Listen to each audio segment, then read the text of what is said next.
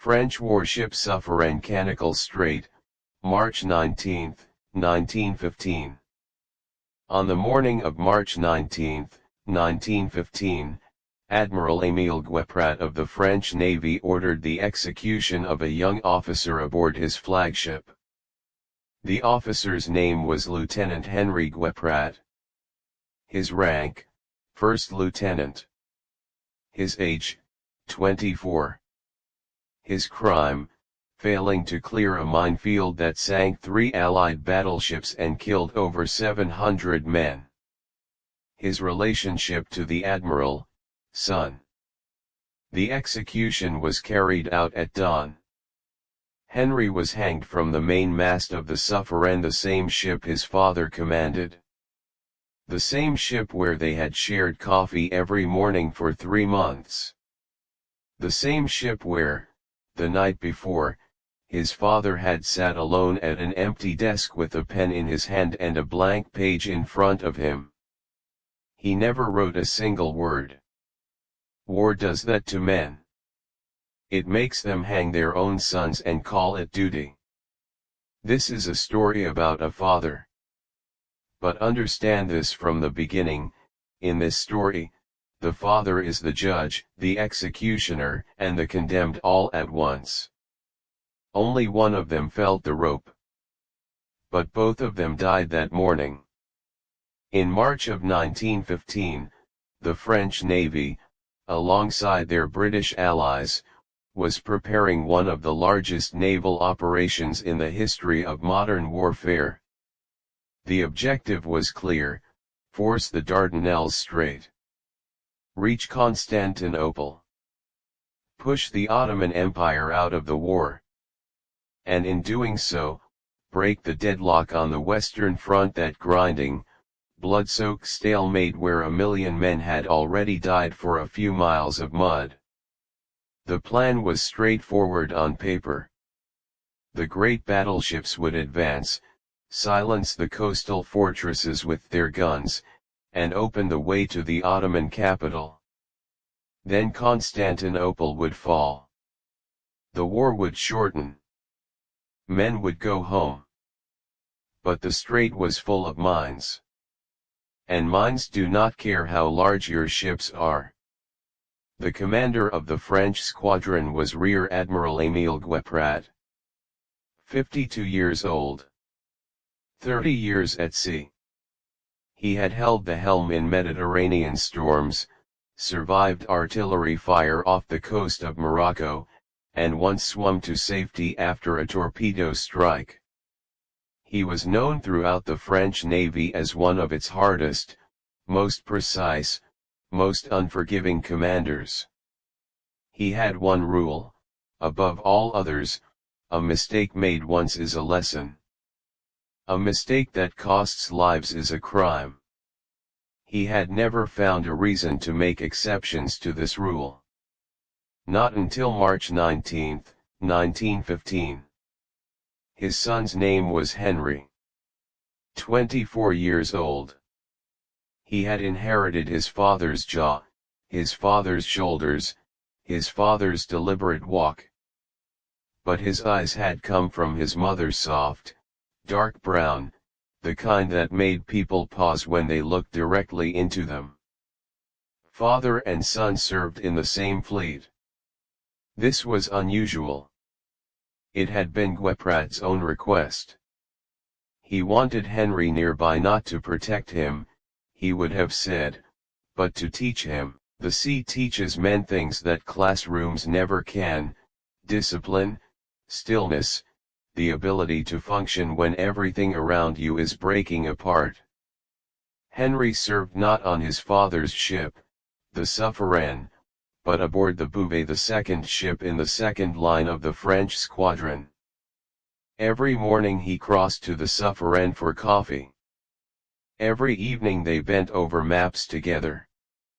Every night he returned to his own berth on the Bouvet and read the same letter, folded and worn soft at the edges. The letter was from Elise.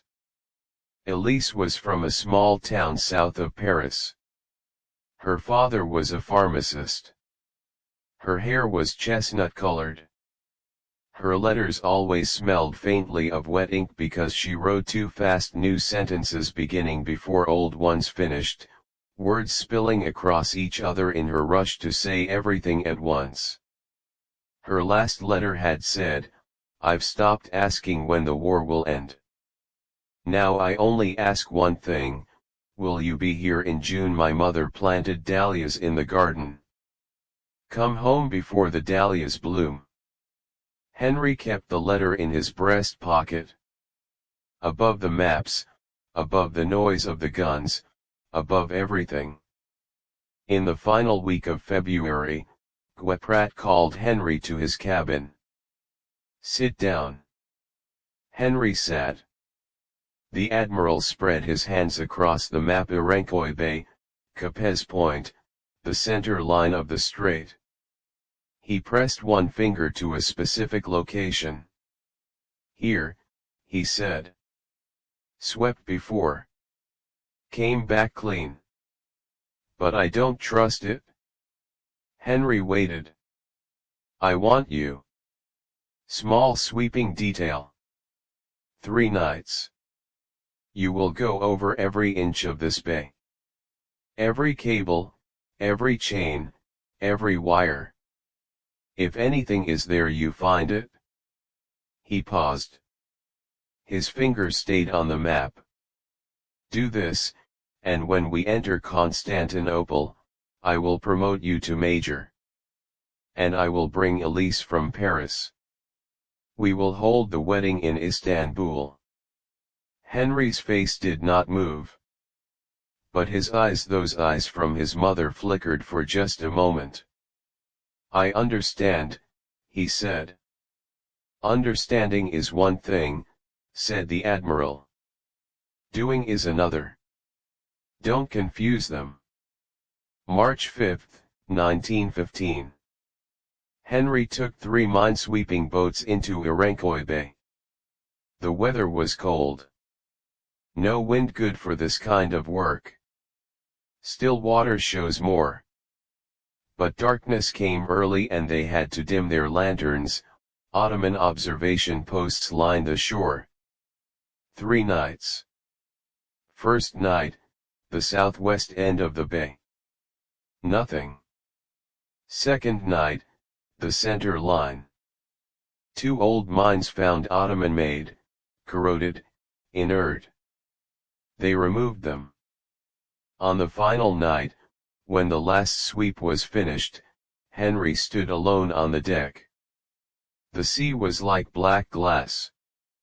No waves. Not a single light on the shore.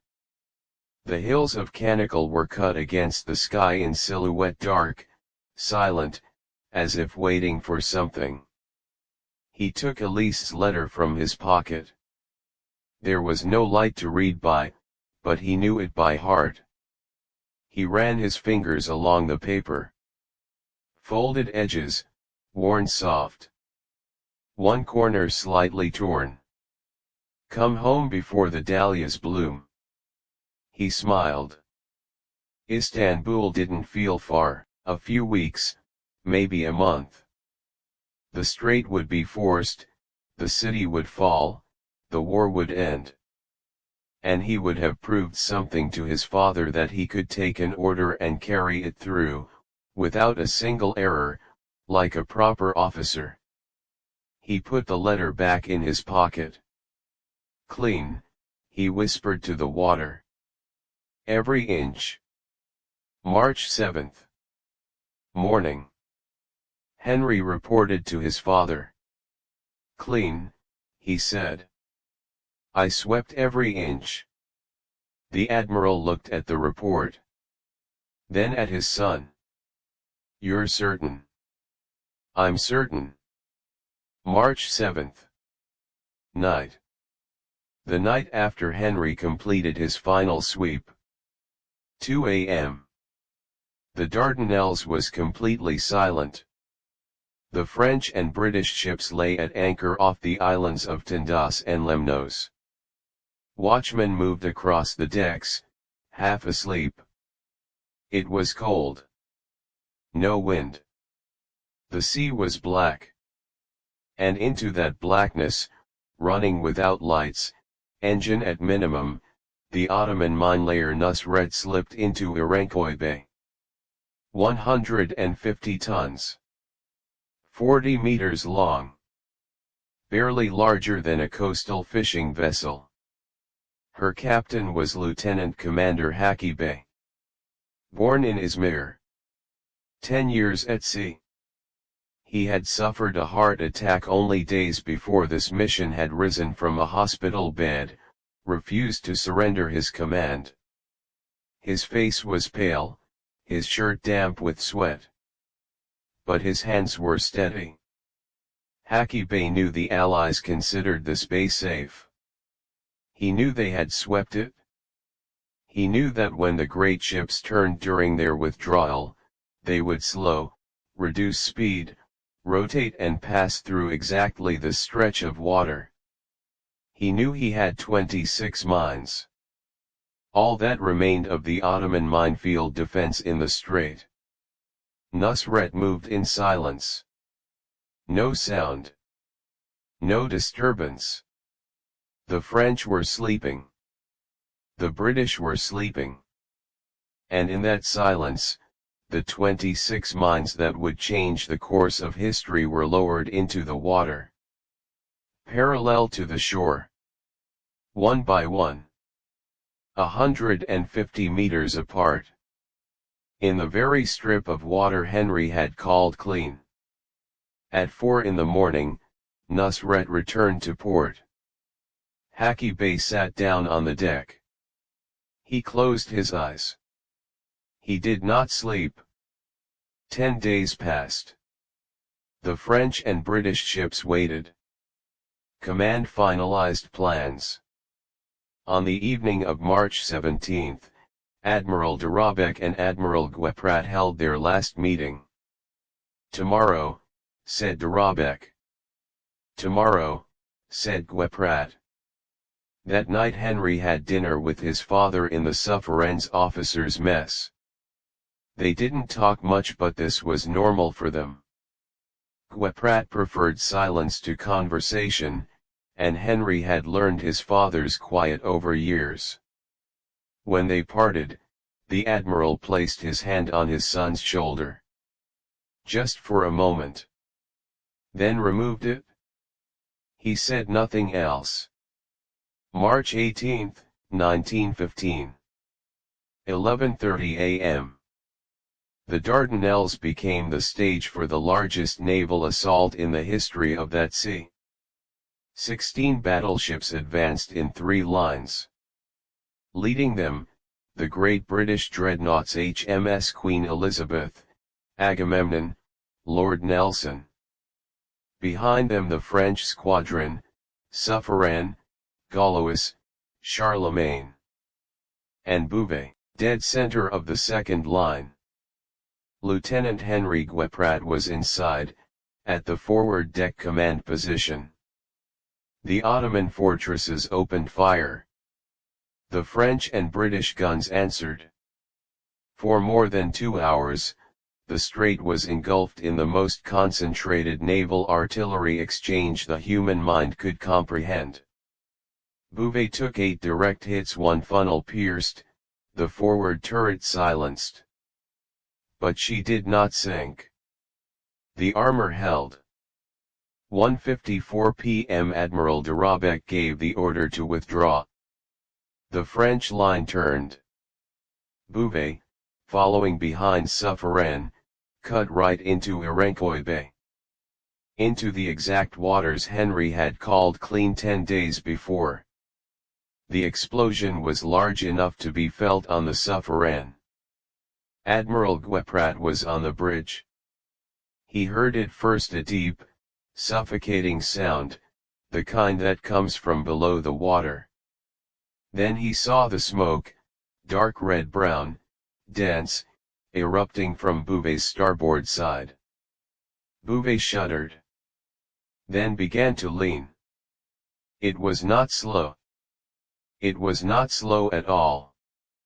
She rolled to starboard further, and in exactly 110 seconds, she turned upside down and was gone. Of a crew of 710 men, 75 were rescued. Guépratte lowered his binoculars. He placed both hands on the rail. He said nothing. The deck of the Soufrière was not silent. Survivors pulled from the water were screaming, some from cold, some from wounds, some from a shock that had no name. Officers were shouting over each other. Sailors were grabbing one another by the arms, asking questions no one could answer. And before the smoke over Beauvais had even begun to clear, HMS Irresistible struck a mine. Then HMS Ocean. 3 ships. 700 men. 1 minefield. On the Soufrière's officer deck, voices rose. Who swept this bay? It was cleared 3 days ago. Who signed the report? Someone is responsible for this. 700 men. Someone will answer. Guépratte heard all of it. From the bridge, he watched his officers' flushed faces, clenched fists, eyes searching for something to hold accountable. He understood. In war, the responsible party is sometimes not found. They are chosen. When Henri was brought aboard, Guépratte was still on the bridge. Henri had been in the cold water for 12 minutes. His left arm was sprained. His lip was split. But he was breathing. The Admiral did not go to him. Take him to his quarters, he said. 2 hours later, a sailor came to Henri's door. The Admiral wants you. The Admiral's cabin was small. 1 desk, 2 chairs, a map of France on the wall. Guépratte was standing. His back to the door. Outside, where Beauvais had sunk, a faint column of smoke still rose from the water, distant, grey, dissolving slowly. Henri entered. Stopped. Admiral. Wait. Guépratte did not turn. You swept the mines in the bay. Yes. 3 nights. A Rencoy Bay. You told me you swept every inch. I did. And now, said Guépratte, his voice flat, his voice hard, his voice not breaking, 3 ships are gone. Beauvais, Irresistible. Ocean. 700 men are dead. Henri said nothing. How do you explain this? I don't know, said Henri. I don't know is not acceptable. Guépratte turned. For the first time, he looked directly at his son's face. Those eyes. Soft, dark brown. From his mother. Guépratte did not look at those eyes. What is the duty of an officer, he said. Henri did not answer. What is the duty of an officer, Lieutenant? To carry out the order without error, said Henri. And you? I did. I carried out every. 700 men, said Guépratte. His voice was still flat. That was the worst of it, the flatness. 700 men are dead. And you tell me you did your job. That night a court-martial was convened aboard the ship. 3 officers, 1 clerk, 1 prosecutor. The charge, causing death through negligence. Dereliction of duty. Endangering fleet security in active combat conditions. Henri made no defense. He requested no counsel. When the prosecutor asked, "Did you carry out your assigned duty?" He said only this: "Yes. To the best of my knowledge, yes. But the result is in front of us. If the result is there, the responsibility is mine." At 3 in the morning, the verdict was announced. Death. To be carried out at sunrise. At midnight, a sailor came to Henri's cell. "The Admiral wants to see you." Henri rose. He followed the sailor through the dark corridor. The Admiral's cabin. Guépratte was sitting at his desk. A sheet of paper lay in front of him. A pen was in his hand. The paper was blank. Henri stood in the doorway. A long silence passed. "Sit down," said Guépratte. Henri sat. The Admiral looked at the pen. Then the paper. Then he set the pen down. "You said you cleared it," he said. His voice was different now. Low. Exhausted. "I cleared it," said Henri. "Everything. 3 nights. I swear to you." "Swear," said Guépratte. He held the word in his mouth for a moment. "Swear." Then he stood. "Walk to the window. There is an Ottoman mine-laying vessel," he said. 150 tons. Her name is Nusret. Her captain is Haki Bey. Intelligence arrived tonight that ship, on the night of March 7, immediately after you completed your final sweep, went back into the bay and relayed the entire field." Silence. "You cleared it?" "They came back. And I didn't know." "You didn't know?" Henri said nothing. Guépratte turned. "But the court does not recognize this difference," he said. "And neither can I." "Why?" said Henri. His voice did not break. He was asking genuinely, as if he truly needed to understand. "You know that I know," said Guépratte. "Then why?" "Because there are 700 men," said Guépratte. "And someone must be responsible. And you were the commanding officer." "So were you." Silence. A long silence. "Yes," said Guépratte. "I should have known too." Henri looked at his father. "A long time." "Then why me?" Guépratte did not answer. Then very quietly, barely audible, "Because if I forgive you, not one father on this ship will ever forgive me." Henri closed his eyes. He said nothing. When he opened them, he looked at his father. For a long time. As if committing him to memory. Then he stood. "All right," he said. "Nothing else." He walked to the door. He stopped at the threshold. He did not turn around. "Good night, Admiral." At 5 in the morning the sailor came. Henri was ready.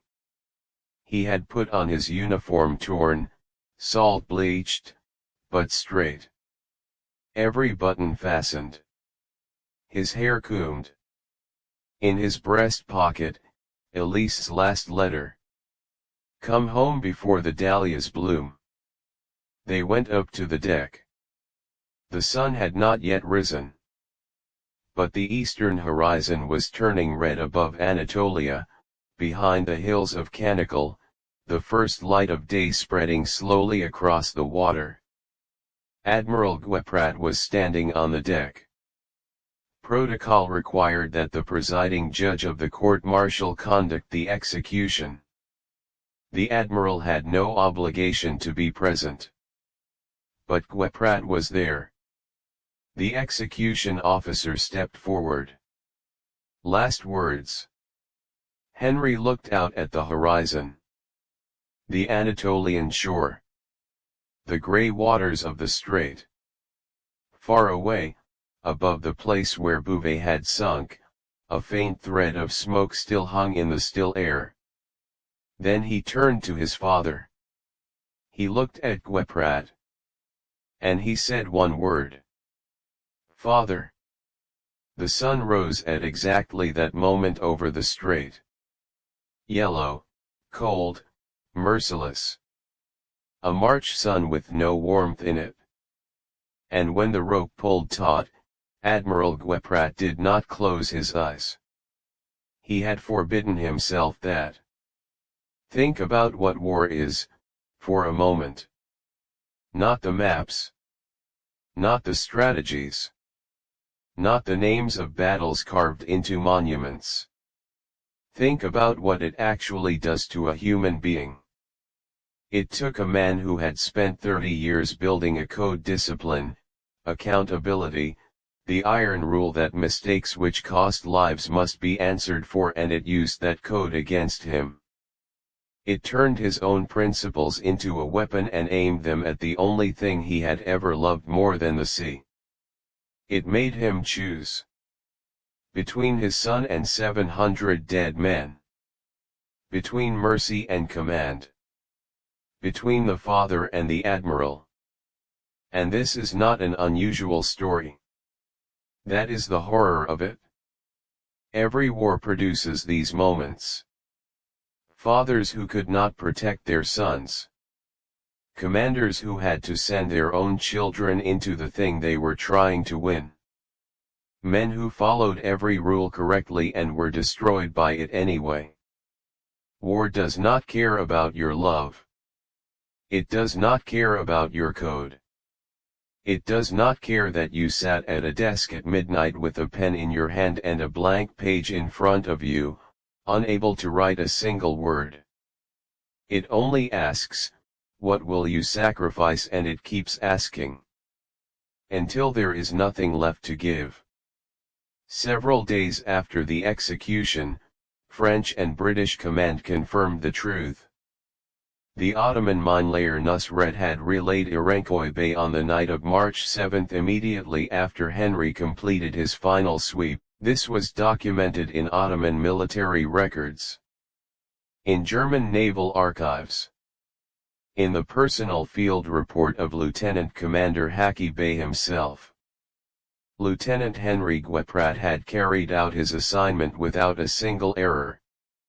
The enemy came back 1 hour later. No one knew. Admiral Émile Guépratte completed the rest of the war. After the Dardanelles he was transferred to Suez. Then to Brest. In 1916 he retired early, and no one asked why.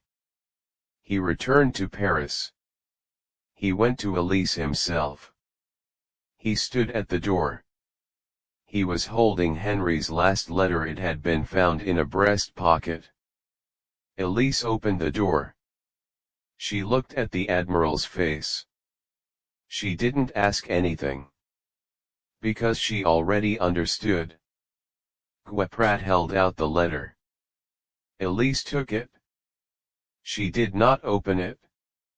Because she knew that if she opened it, the war would be over. And she did not want the war to be over. While the letter stayed unread, Henri was still somewhere at sea, on a ship, on a deck somewhere, a dahlia-scented piece of paper folded in his pocket. Guépratte turned. In the garden, the dahlias were in bloom. Admiral Émile Guépratte died in 1939. He was 80 years old. In Paris. Alone. His gravestone carried only his name and his dates. No one ever fully understood why he went to Henri that last night. To save him, to say goodbye, or simply to be there. Perhaps he didn't know himself. What he knew was this: his son's last look had not been at the horizon. it had been at him. And his son's last word had not been the name of an enemy. It had been the name of a father.